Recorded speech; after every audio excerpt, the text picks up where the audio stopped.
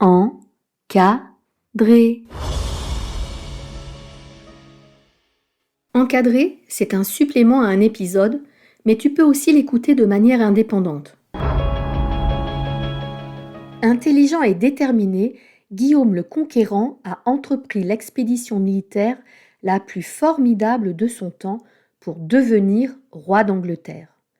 Duc de Normandie, duc du Maine, roi d'Angleterre, c'est le fondateur de la première dynastie anglo-normande, l'un des plus grands personnages de l'histoire de France.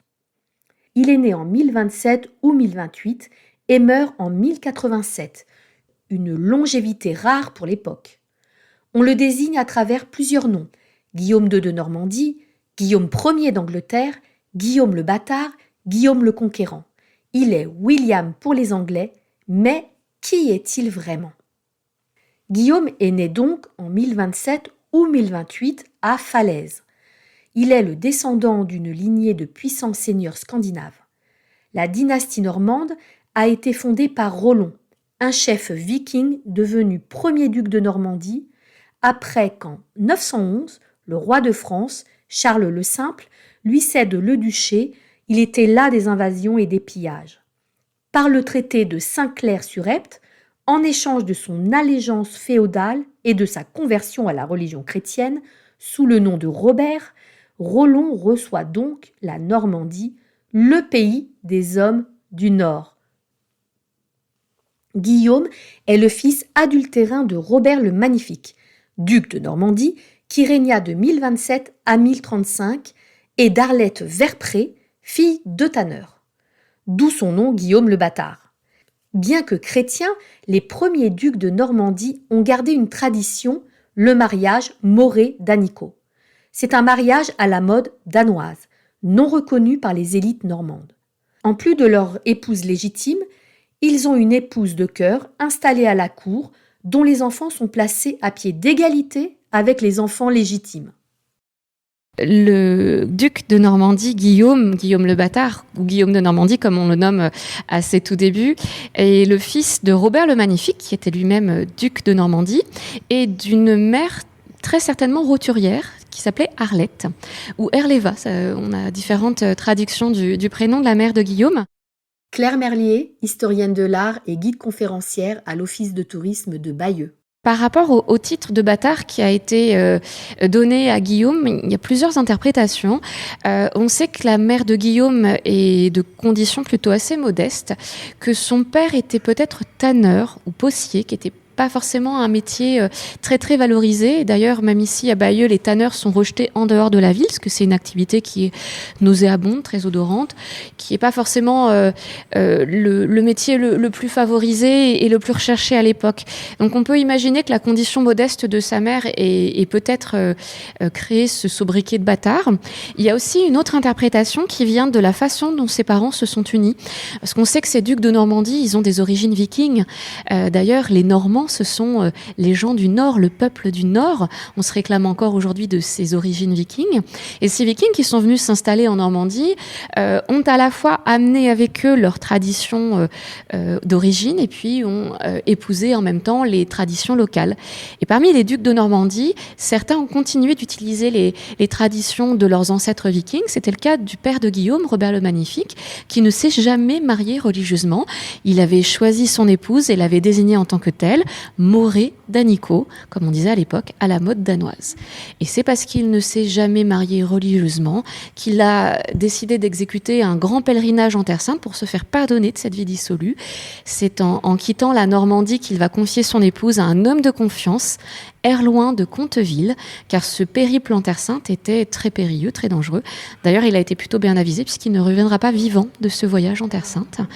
C'est ce qui a finalement donné à Guillaume des demi-frères, Robert de Mortain, qui fait partie de ses compagnons, qui l'ont accompagné jusqu'en Angleterre pour reconquérir le trône qui lui revenait de droit, et puis un autre demi-frère illustre, Odon de Conteville, l'évêque de Bayeux à l'origine de la création de la tapisserie.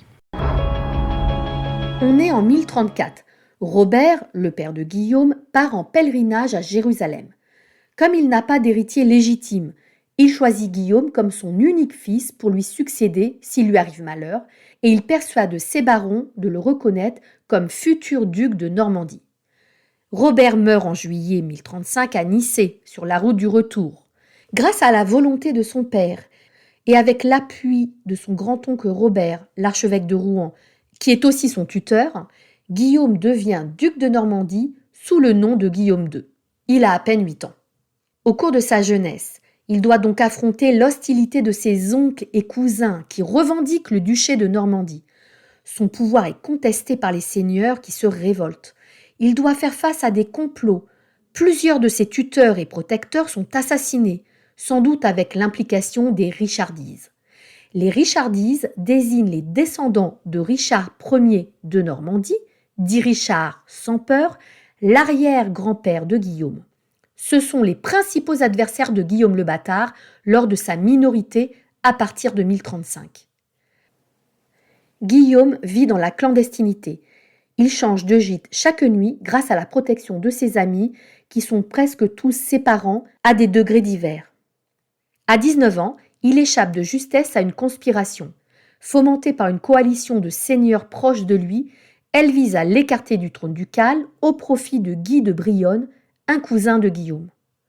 À 20 ans, en 1047, avec l'aide du roi de France Henri Ier, il arrive à vaincre les barons normands lors de la bataille du Valesdune, près de Caen, et il impose son autorité. Il fait raser les châteaux de ses vassaux, les principaux conjurés sont bannis et s'exileront volontairement en Italie méridionale. Plus puissant que jamais, il est le maître incontesté de la Normandie. À la suite de cette victoire, le duc de Normandie va se servir de l'Église pour faire régner l'ordre sur son territoire. Il organise le concile de la Trêve de Dieu qui protège les non-combattants, interdit de faire la guerre à certaines périodes comme l'Avent ou le Carême, limite l'usage des armes. Il fait jurer les grands seigneurs féodaux de respecter la paix du duc. Vers 1050, à 22 ans, il épouse Mathilde, fille du comte de Flandre. Un choix politique intéressant qui lui permet d'obtenir la neutralité bienveillante de la Flandre. Ce mariage a failli ne pas se concrétiser. Le pape Léon IX s'y oppose et l'interdit sous peine d'excommunication, car Mathilde et Guillaume sont cousins au 5e degré. Rollon, le fondateur de la Normandie, est un ancêtre commun. Léon IX acceptera finalement le mariage en échange de la construction de 2 abbayes à Caen, l'abbaye aux hommes, dédiée à Saint-Étienne, et l'abbaye aux dames, dédiée à la Trinité. Le mariage est heureux, ils ont 10 enfants. Cette période voit l'essor du commerce et le développement de l'administration locale. En quelques années, Guillaume parvient à reconstruire un État normand fort et bien administré, protégé par un maillage de châteaux et contrôlé par de fidèles vassaux. La puissance de Guillaume, renforcée par son rapprochement avec la Flandre du fait de son mariage avec Mathilde, inquiète le roi de France, plus faible. Il l'avait pourtant soutenu contre les barons normands révoltés. Il veut limiter l'expansion de Guillaume et se rallie à ses ennemis. Henri Ier soutient Guillaume d'Arc, un oncle de Guillaume qui s'était proclamé duc de Normandie. Guillaume assiège le château d'Arc et obtient sa reddition en 1053 après un siège d'1 an. Puis Henri Ier est battu par Guillaume à Mortemer en 1054 et à Varaville en 1057. En 1060, Guillaume lance la construction du château de Caen. La ville devient sa capitale politique. Il assoit son autorité en faisant bâtir des châteaux, Caen, Lillebonne, Bonneville-sur-Touques, et il assoit son pouvoir spirituel en favorisant la construction de monastères partout en Normandie. En 1062, après la mort d'Herbert II du Maine, Guillaume revendique le comté du Maine. Sa domination l'intéresse pour garantir la protection du sud de son duché. Il occupe le Mans et réussit à introniser son fils en 1063. Il n'a que 12 ans. Guillaume devient le véritable maître du Maine. De l'autre côté de la Manche, nous sommes en 1064, le roi d'Angleterre, Édouard le Confesseur, sent que sa fin est proche. Il n'a pas de descendance et décide de faire de Guillaume son héritier. Petit retour en arrière pour comprendre pourquoi. En 1013, Édouard, avec son père, sa mère et son frère, s'exile en France pour fuir les invasions danoises. Il se place sous la protection de Richard II, duc de Normandie. Après 30 ans d'exil, Édouard est couronné roi d'Angleterre en 1042. Il n'oubliera jamais l'accueil reçu par son oncle, le duc Richard, ni l'aide apportée par Robert le Magnifique suite à une tentative de débarquement, et il gardera toujours de l'affection pour son neveu Guillaume. Édouard, sentant donc sa fin proche, charge son beau-frère, Harold, d'aller annoncer la nouvelle à Guillaume. Édouard meurt, et c'est Harold qui est proclamé roi d'Angleterre le 6 janvier 1066 à la place de Guillaume. On retrouve Claire qui nous raconte cette histoire incroyable. C'est vrai que c'est une histoire incroyable pour ce jeune homme qui est devenu duc de Normandie très tôt, il était à peine adolescent, et il va gravir les échelons au fur et à mesure du temps jusqu'à devenir le roi d'Angleterre, en plus d'être duc de Normandie. Alors, c'est pas un hasard si Guillaume devient un roi d'Angleterre, il faut remettre les choses dans le contexte de l'époque. C'est un seigneur extrêmement important, la Normandie est une terre très riche, même si le duc de Normandie est un vassal du roi de France, il est à la tête d'un territoire extrêmement riche. Et ce territoire, Guillaume aimerait bien continuer de l'agrandir. Il a des prétentions sur l'Angleterre parce que les ducs de Normandie ont des liens avec ce trône. La grand-tante de Guillaume est l'épouse du roi d'Angleterre, Édouard le Confesseur. Il y a de tout temps eu des alliances géopolitiques entre les grands de l'Europe et on noue des alliances par l'intermédiaire de mariages. Et donc ces ducs de Normandie ont commencé à allier leurs forces au roi d'Angleterre par ces différentes alliances, par ces différents mariages, et notamment celui de sa grand-tante qui deviendra l'épouse du roi Édouard le Confesseur. Ce roi Édouard le Confesseur est un roi très pieux, très religieux. Son sobriquet l'indique, il n'a jamais eu aucun enfant. D'ailleurs, on pense qu'il ne s'agissait pas vraiment d'une priorité pour lui parce qu'assez tôt, il va envoyer sa femme dans un couvent. Le problème, c'est qu'à la fin de sa vie sans héritier, il craint de jeter son pays dans une guerre de succession. Et pour éviter cela, il va lui-même régler cette succession et choisir son héritier au trône en la personne de son petit cousin Guillaume de Normandie, plus connu à l'époque sous le nom de Guillaume le Bâtard.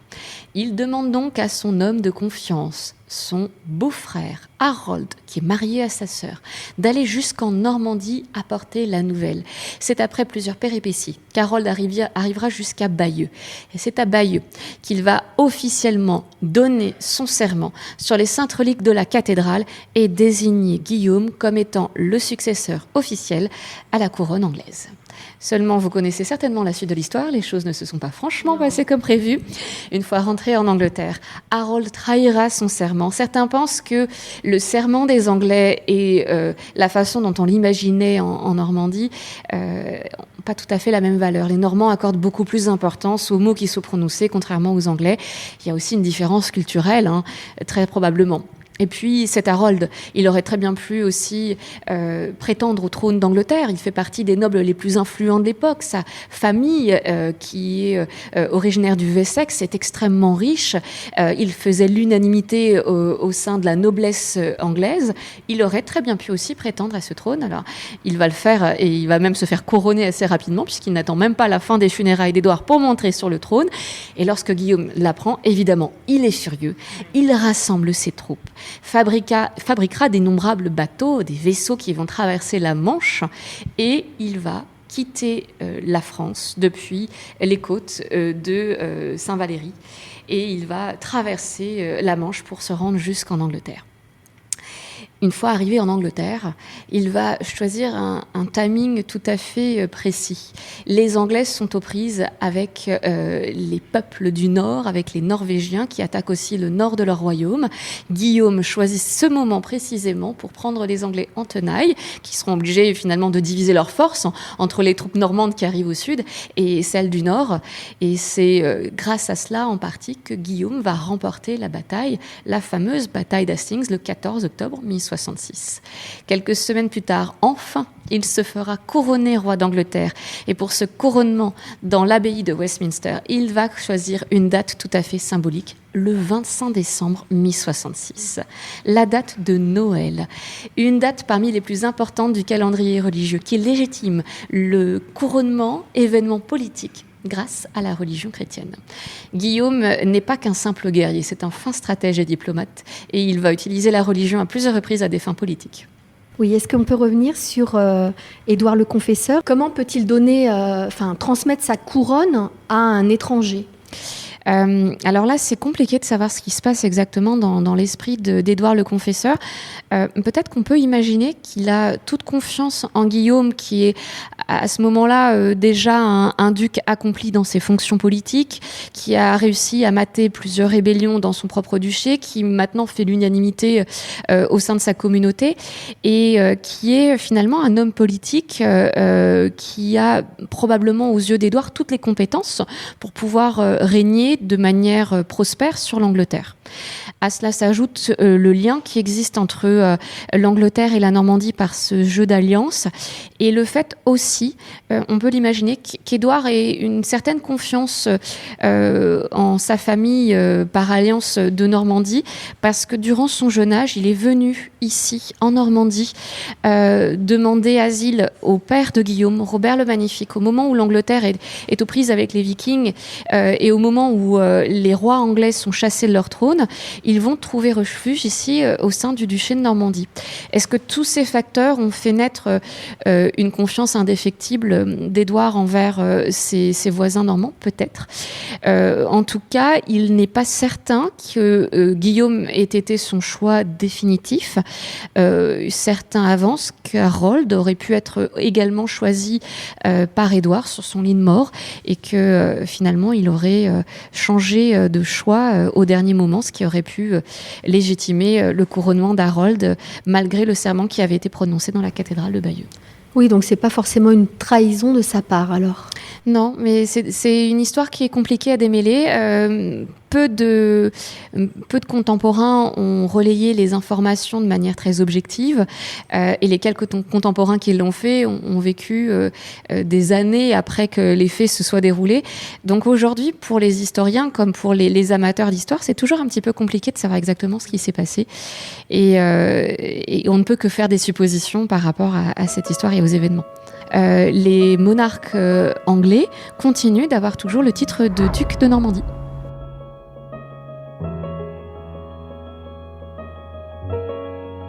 « 25 décembre 1066. Guillaume est couronné à l'abbaye de Westminster.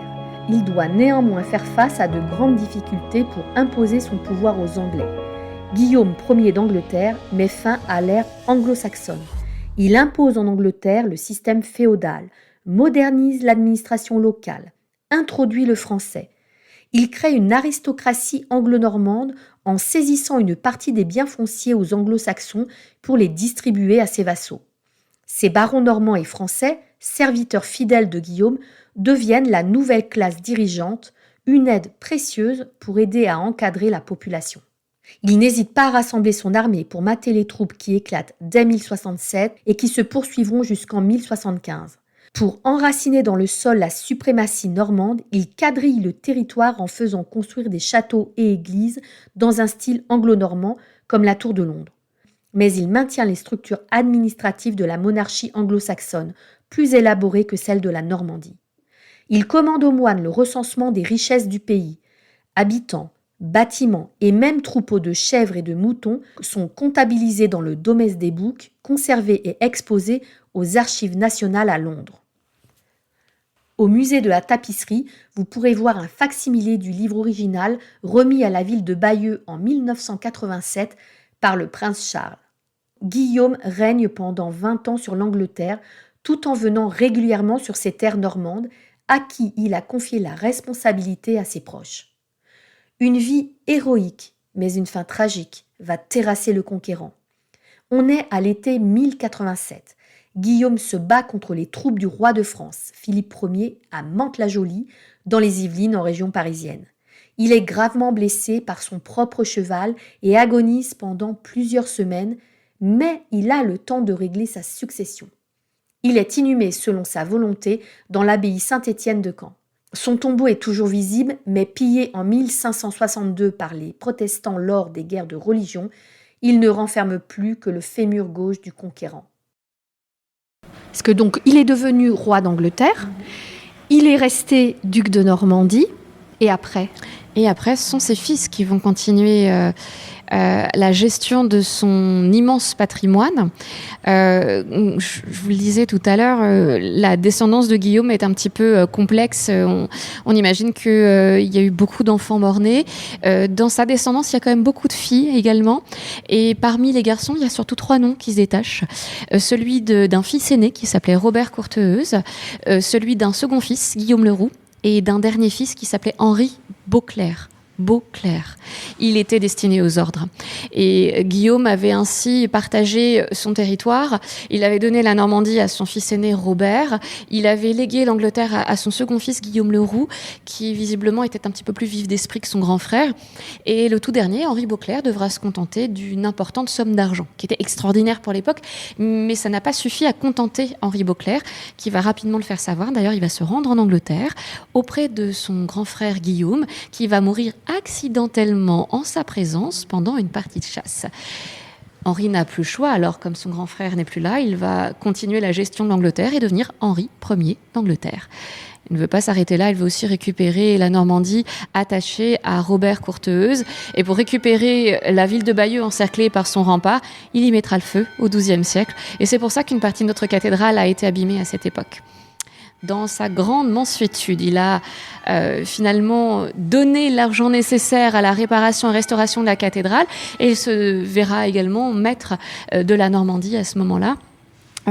Henri Ier d'Angleterre va ensuite vraiment être le dernier qui va régner sans partage sur ces terres parce que la descendance va continuer de se brouiller et il faut imaginer qu'il va y avoir plusieurs dissensions, notamment dans les autres membres de la famille du côté anglais.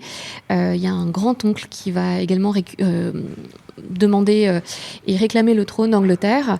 Et c'est Henri II Plantagenet, qui est en fait un descendant de la branche de Guillaume le Conquérant, qui sera de nouveau à la tête de la couronne à cette époque-là. Alors après, il faudrait que je vérifie, mais de mémoire, c'est à peu près à cette époque que les liens se rompent entre la descendance du duc de Normandie et le trône d'Angleterre. Ça n'a pas duré énormément longtemps, en définitive. Enfant bâtard, renié et attaqué par les siens, les épreuves qu'il a traversées, surtout lors de sa jeunesse, ont forgé le caractère déterminé et tenace de Guillaume. Claire revient sur son aspect physique et sur sa personnalité entre légendes et vérité. C'est un personnage qui est extraordinaire à plus d'un titre. On dit qu'il était extrêmement grand, qu'il a vécu très vieux, qu'il guerroyait comme aucun guerrier avant lui. Enfin, c'est vraiment un personnage qui a cristallisé certainement beaucoup de légendes, beaucoup d'images, mais il y a certainement probablement un fond de vérité qui entoure quand même le personnage de Guillaume le Conquérant à l'époque. On sait que c'était aussi quelqu'un qui était fidèle en amour. Il a vraiment traité sa femme Mathilde avec le plus grand respect de ce qu'on en sait, même s'il avait un caractère parfois un peu bouillonnant. Mais son amour pour Mathilde a été indéfectible jusqu'à la fin. Et j'ai aussi le sentiment que les Normands sont attachés à cette figure. Oui, je pense que on l'a choisi un petit peu comme emblème aujourd'hui parce que ça fait partie de ces personnages qui ont eu un grand succès dans beaucoup de domaines en définitive, parce que c'était aussi probablement un précurseur à l'époque dans la gestion de son territoire et de la gestion de l'Angleterre, puisqu'il a mis en place ce qu'on appelle le Domesday, qui sont des lois qui régissent la propriété en Angleterre qui n'existait pas à l'origine avant que le duc de Normandie devienne roi d'Angleterre. Et je pense que tous ces succès ont favorisé l'image qu'on en a aujourd'hui et le fait qu'on se réclame descendant du duc de Normandie.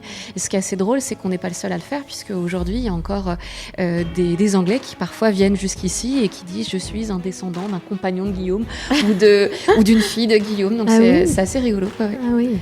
On est quand même très liés à ces Anglais, hein. On le sera toujours. Oui, oui, tout à fait. Même s'ils nous ont brûlé notre Jeanne d'Arc, mais bon. Mais oui, ils sont venus jusqu'à Bayeux déjà à cette époque-là, pendant la guerre de 100 ans.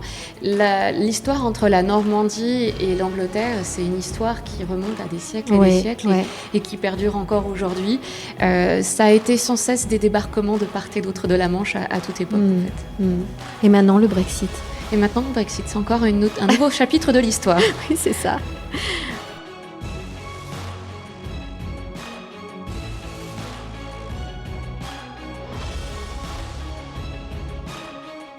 Si le personnage de Guillaume le Conquérant vous intéresse, vous pouvez aller visiter plusieurs autres lieux en Normandie.